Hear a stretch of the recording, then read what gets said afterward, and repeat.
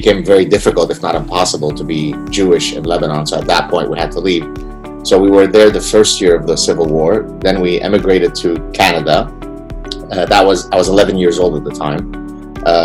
And then I grew up in Montreal all the way until the time that I left to do my MS and PhD in the United States.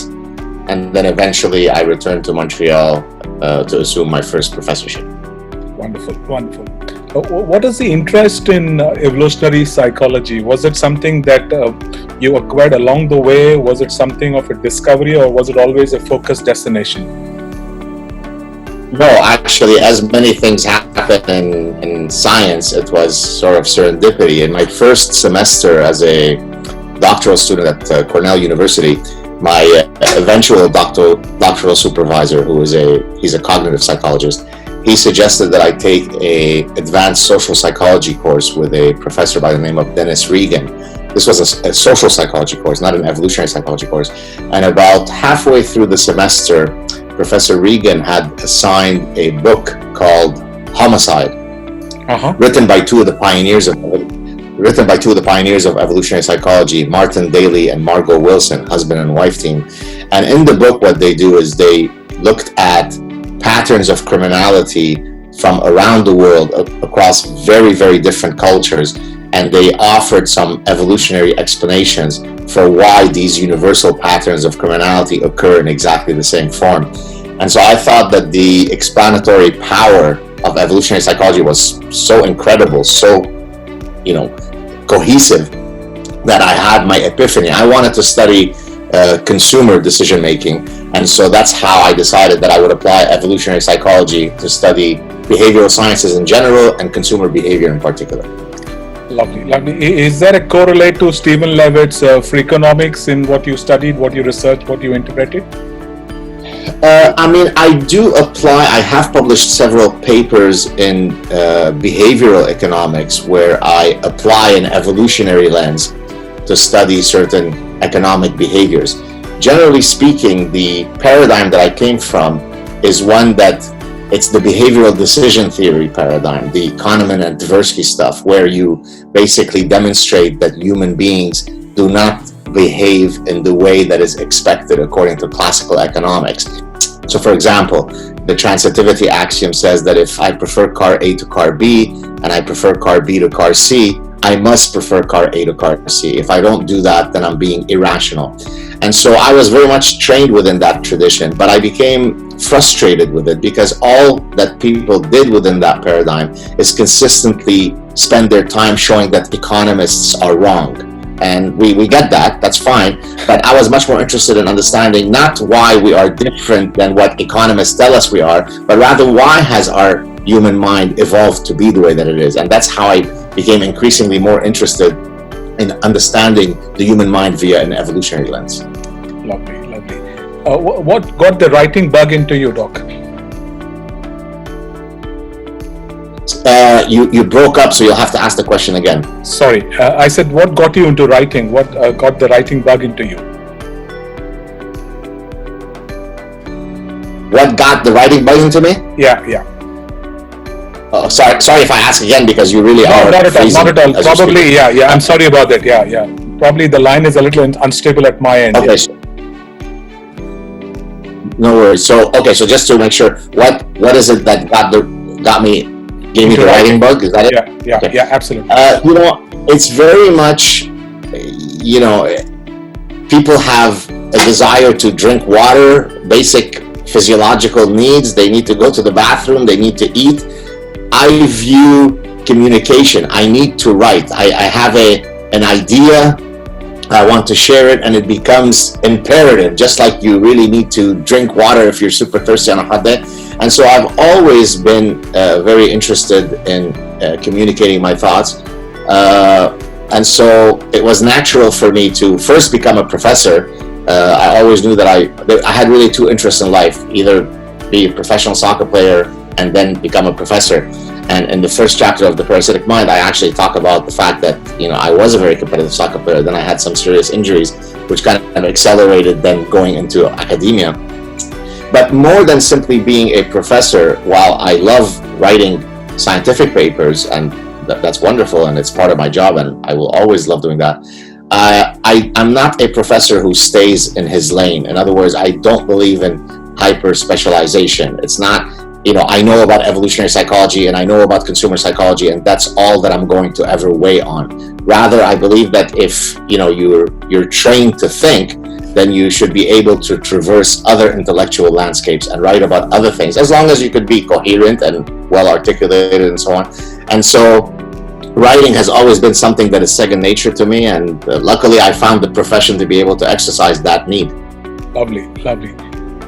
Do you think, when you look at school and university curriculums, there is a great emphasis these days on the STEM subjects, right? Science, technology, engineering, mathematics. And is it coming, do you think, at the cost of culture, anthropology, humanities, arts? Is there a kind of mismatch in that? I mean, look, I strongly believe in a well-rounded education. So in my undergraduate, I studied mathematics and computer science. So that's about as pure as you can get. Certainly pure mathematics is probably at the apex of very rigorous fields.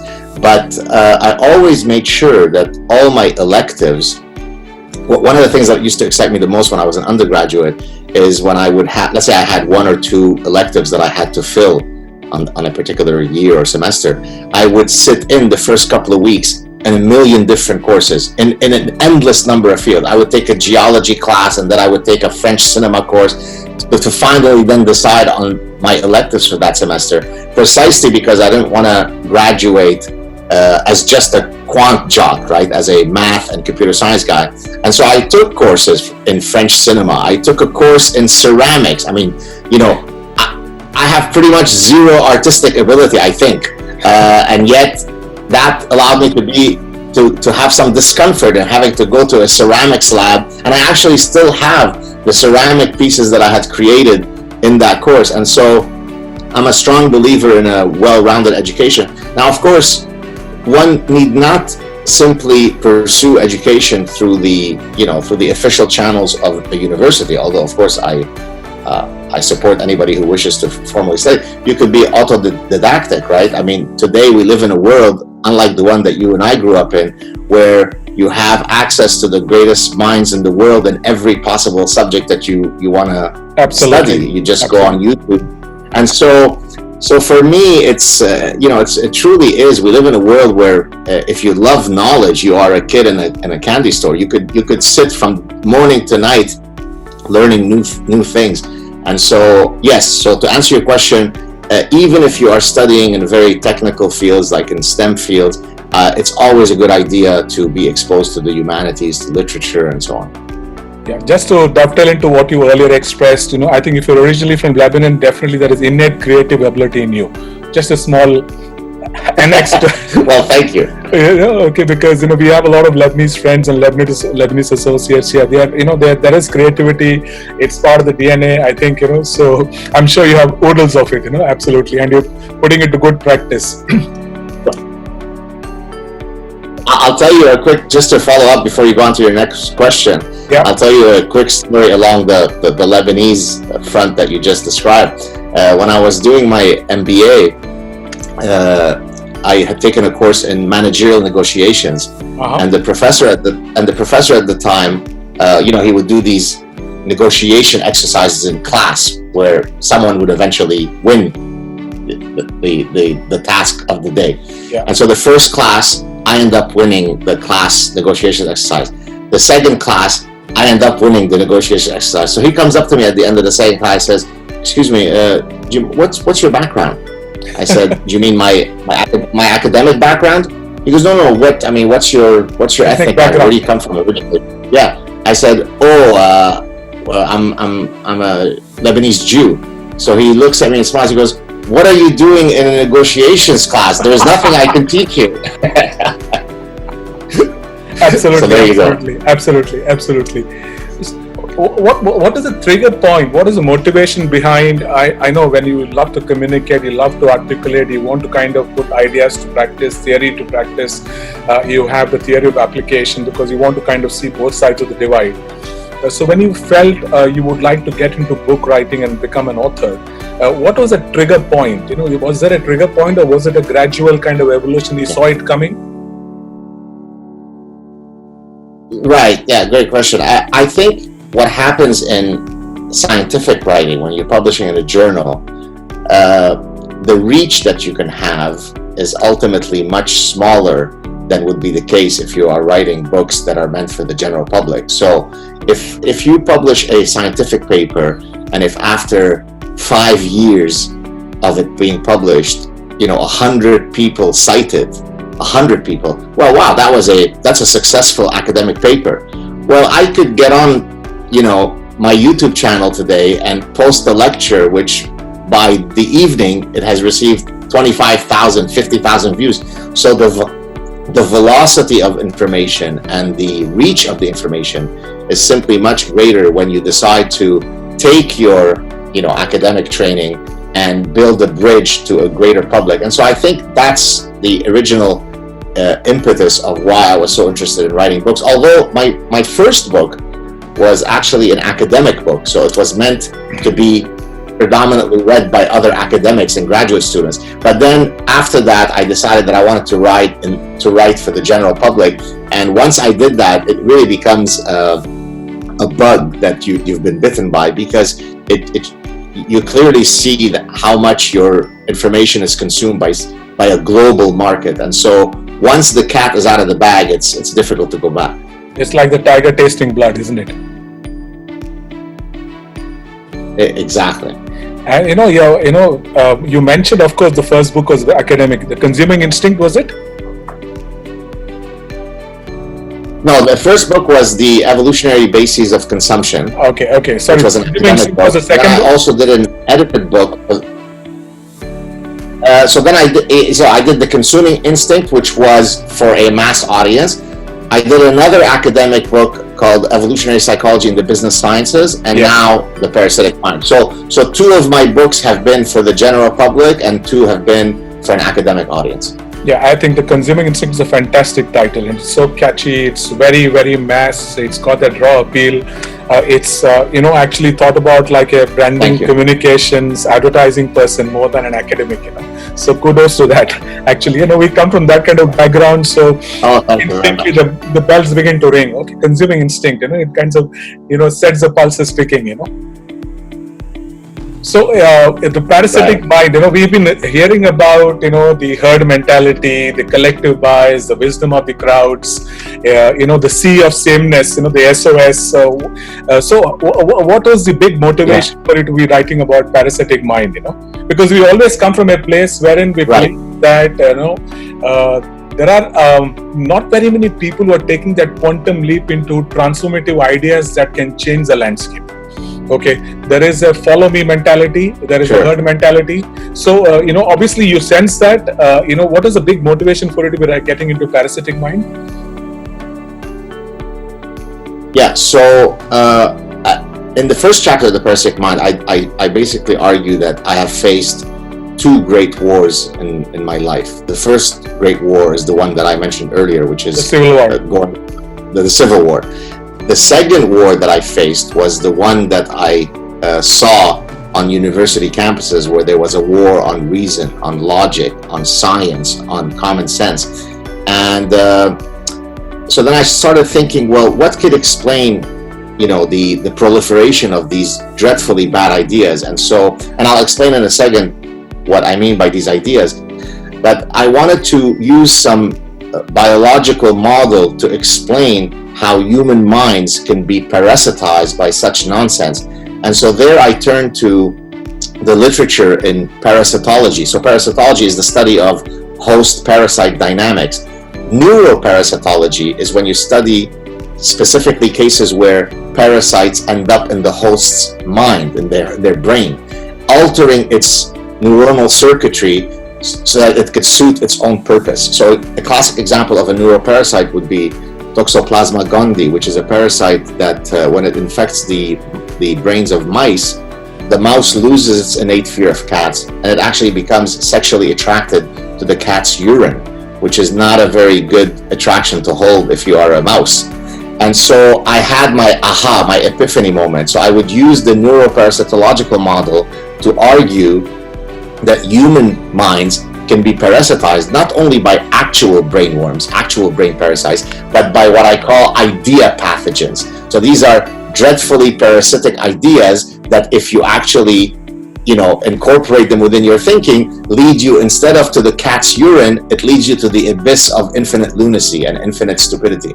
So then what I do basically in the book is I traced, as any good epidemiologist would do, where does the original infection happen? Where do these parasites originate from? Well, regrettably, they come from the university ecosystem. It takes academics to come up with really stupid ideas. And then after that, I describe what those pathogens are, and then I offer a vaccination, if you will, an inoculation against these parasitic ideas. So if you'd like, I can give you some examples of these idea pathogens. Would that be worthwhile? Yeah, absolutely. I mean, please feel free. Are you there? Yes, please go ahead. So one example would be postmodernism, right? So why is postmodernism an idea pathogen? So postmodernism basically argues that there are no universal truth. There is no objective truth. Everything is shackled by subjectivity. Everything is shackled by personal biases.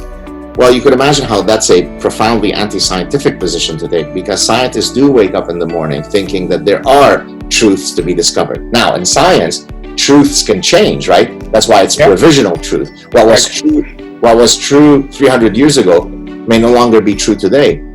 But we do wake up in the morning thinking that there is a truth to be discovered. So postmodernism is a dreadful idea because it is what I call intellectual terrorism. So on 9/11, 19 zealots decided to fly planes onto buildings. Well, I argue that postmodernists fly planes of, excuse the term, bullshit onto our edifices of reason. So in a sense, they are akin to the terrorists. They are simply intellectual terrorists. They're nihilists, right? There are no truth. Everything is subjective. So that would be one example of a idea pathogen. Okay. Biophobia is another idea pathogen. Do you want me to go on? Yeah, please go ahead. Yes. Biophobia. That's an interesting term. So biophobia is basically the idea, the innate fear to use biology to explain human phenomena. So this is very much related to my work as an evolutionary psychologist, right? So social scientists and other behavioral scientists are perfectly happy to accept that biology is relevant to explain the behavior of every single species on Earth except one, humans. Somehow humans exist outside of biology, or some will happily concede that evolution matters in explaining human phenomena as long as the human phenomena stop at the neck. So for example, to explain how we have opposable thumbs using evolution, that's perfectly fine. To use evolution to explain why we have the kidneys that we do, that's perfectly fine. But don't you dare, Dr. Saad, use evolution to explain the human mind. Well, where do you think the human mind comes from? Yeah, I mean, it comes through magic, it comes through tribal dance, right? So because of this deep aversion to using biology and explaining human behavior, you end up with all sorts of insane quackery being taught in the humanities and in the social sciences. So to go back to your earlier question, it's not at all that I denigrate the humanities and the social sciences. On the contrary, I think, as I said earlier, to be a well-rounded person, you should be studying all these things. But in your study of these things, you have to be committed to reason and logic and science and so on. It can't be that the study of those fields are defined by your departure from reason. Absolutely. Do you concur with the statement that marketing is psychology and vice versa? Of course. As a matter of fact, I have an article that I wrote on my Psychology Today column a few years ago, and I might eventually turn this into a book at some point, where I say basically life is marketing and marketing is life, right? Everything is marketing. See, people think of marketing as, marketing Coca-Cola, marketing Starbucks, but we market ourselves in the mating market, right? So we are product and we position ourselves in the mating market. We market ourselves in the labor market. We market ourselves in friendship networks, right? So when people engage in all sorts of vacuous virtue signaling, what are they doing? They're positioning themselves within a prospective group of friends that they're trying to. So everything in life is marketing. When animals signal to one another, they are engaging in advertising. So I think that one of the reasons why I'm very pleased that I chose to be housed in a business school is because it allows me to use psychology and biology and mathematics to study human behavior within a really exciting environment, which is when we put on our hat as consumers. Absolutely. That's such a fantastic insight. In fact, as it is said, and you would be best positioned to, vet it, it's said that the brain is hardwired to be very lazy. It's typically the most laziest organ that we have in our entire anatomy. And also the brain remembers what it least expects. So do you think when you talk about communication and marketing and branding, right, are we doing the good job of it actually? Because, we seem to be going back to the earlier thing of, the herd mentality, the contagious kind of mindset. Okay, let me follow the herd. Are we, in a better place or a worse off place now? So, it depends really, which type of marketing strategy you use really depends on the context. So in some cases, having a social proofing appeal. So for example, if you say, this is actually a paper that was published, I think in JMR by some colleagues, actually evolutionary colleagues, where they looked at social proofing, which is, 6 billion people have purchased this hamburger, shouldn't you? So you're basically saying because others have successfully done it and it has been socially proofed, then you should be doing it. So that's kind of a herd mentality approach versus a scarcity appeal, right? Premier edition, limited edition, rare edition, right? And so what these researchers did, which I thought was very on point and insightful, is they primed people to either be in a survival mode or in a mating mode. And then they wanted to see which of these two appeals, the social proofing appeal or the mating appeal, would be superior. And what they found using an evolutionary logic is that when you prime people for survival, then they view the social proofing appeal as more appealing because there is safety in numbers. When you prime people to be in the mating mindset, then they're much more influenced by the scarcity appeal.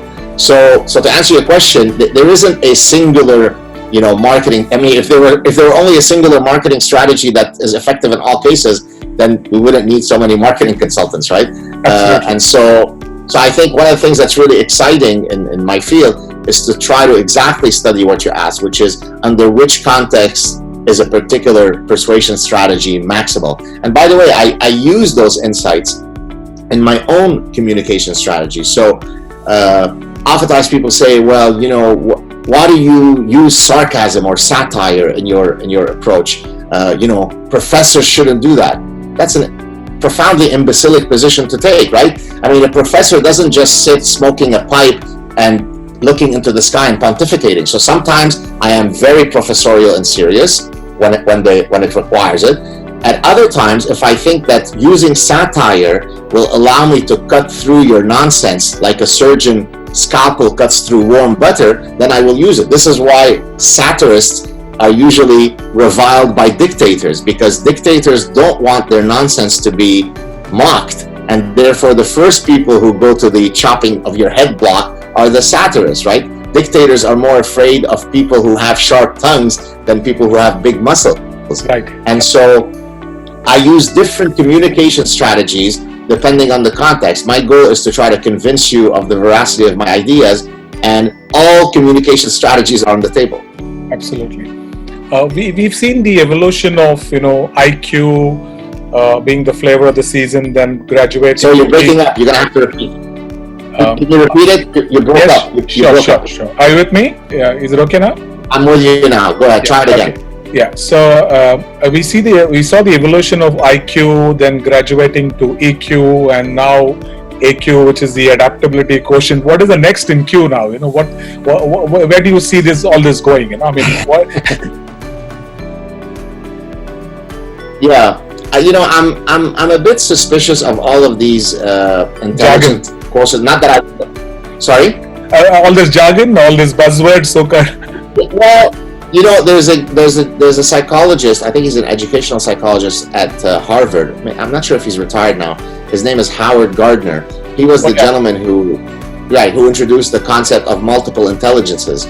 But it becomes so silly, right? Because there's physical intelligence and dancing intelligence and emotional intelligence. So basically, so if I'm a very good soccer player, I could either say I'm a very good soccer player, or I have soccer spatial intelligence, right? So it becomes silly to try to place every single human characteristics under some rubric of intelligence. So I can't answer your question as to what is the next buzzword intelligence that's going to come up. Of course, intelligence is a real thing. We do. By the way, some social scientists abhor the idea of even arguing that there are innate differences between individuals in intelligence. I'm not even talking about the much more corrosive statement of are there racial differences, which people, that's very toxic. But even for me to argue that you may be more innately intelligent than me or vice versa, people get offended by that. But the reality is that the average 3-year-old pigeon knows that there are innate differences. We're not all the same. Some are more ambitious, some are taller, some are fatter, some are more hardworking, some are more intelligent. But that's, by the way, another idea pathogen in my book, which is called social constructivism, which is the idea that everything that we are is due to social construction. Nothing was due to innate differences. And that reflex comes from the desire to have equal potentiality. It's a much more hopeful message to argue that we are all born with equal potential. Well, we're not. We were not all equally likely to become Michael Jordan. We weren't all equally likely to become Albert Einstein or Lionel Messi, the soccer player. But it is certainly very hopeful in Unicornia, the land of the unicorn, to think that we are all equally potential in all of our abilities. In your journey so far, Doctor, who are the people, the kind of books that have inspired you, your teaching, your writing, your views, your thoughts, and your insights?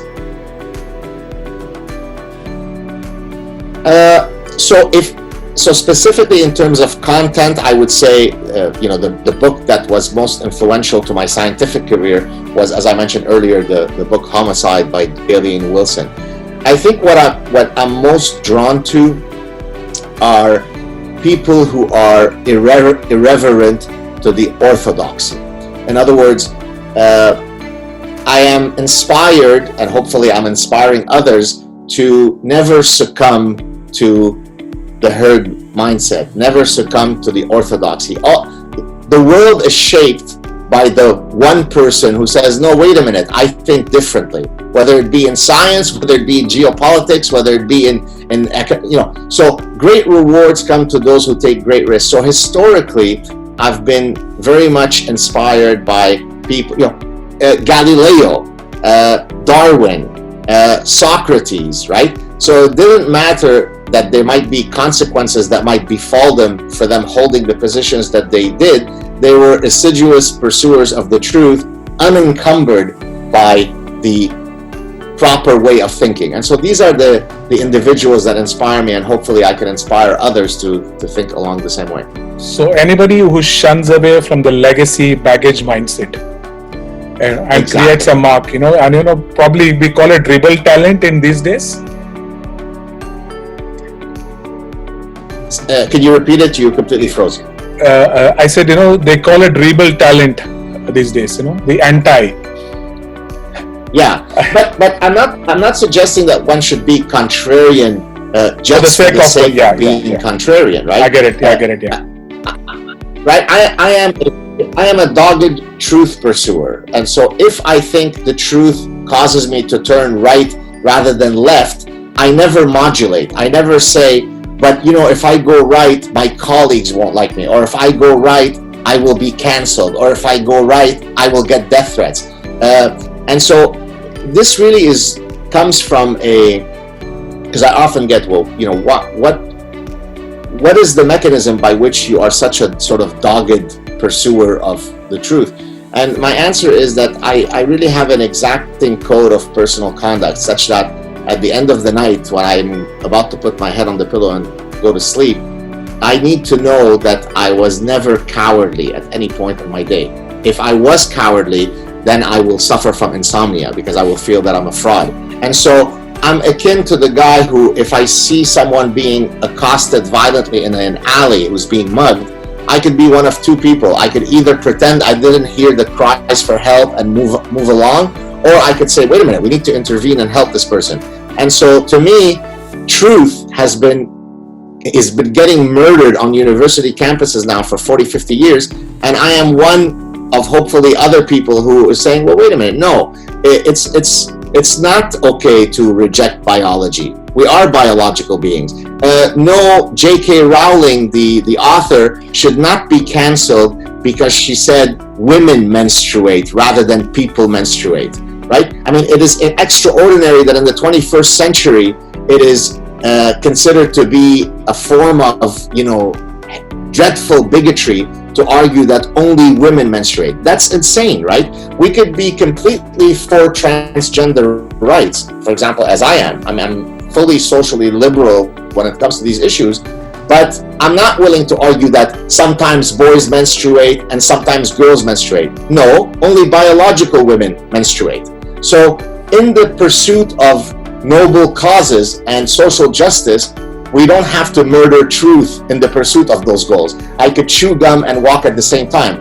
I could be socially conscious while being completely committed to truth. Absolutely, absolutely. And before I sign off, last question, Dr. Saad. What makes you go, wow, another day at work? Sure. Well, every morning I wake up, and I've said this in several platforms, I wake up, and I kind of rub my hands in excitement at all of the potential opportunities that day, because I am truly akin to a kid in a candy store, right? Every day I can visit all sorts of new intellectual landscapes. Until I met you today and had this lovely conversation with you, we had never met. And so I was excited about the opportunity to meet a new person who's hopefully fun and engaging and interesting to talk to. So I really live life with a almost childlike reverence to the exciting opportunities that are going to come my way. So in a sense, that's why I feel very dispositionally, I'm someone who's happy, and knock on wood, may it continue forever. Thank you. Because I truly view the world as a wonderful playground to grow and be enriched. And so after I finish my chat with you, I might work on a couple of hours on my next book prospectus. Tonight I have a event in Australia, remotely in Australia. And so, I just get to have fun, engage people, tackle scientific problems, share ideas. Sometimes I'm criticized, sometimes I'm loved. Life is beautiful. Enjoy it. Absolutely. Thank you so much, Dr. Saad. This is absolutely riveting. You're an inspiring possibilitarian. Thank you so much. Thank you so much, sir. So good to be with you. Take care. Bye-bye. Thank you. Was it okay in terms of the patchy and all that? Absolutely. Thanks. Thank you so much. Take care. Bye-bye.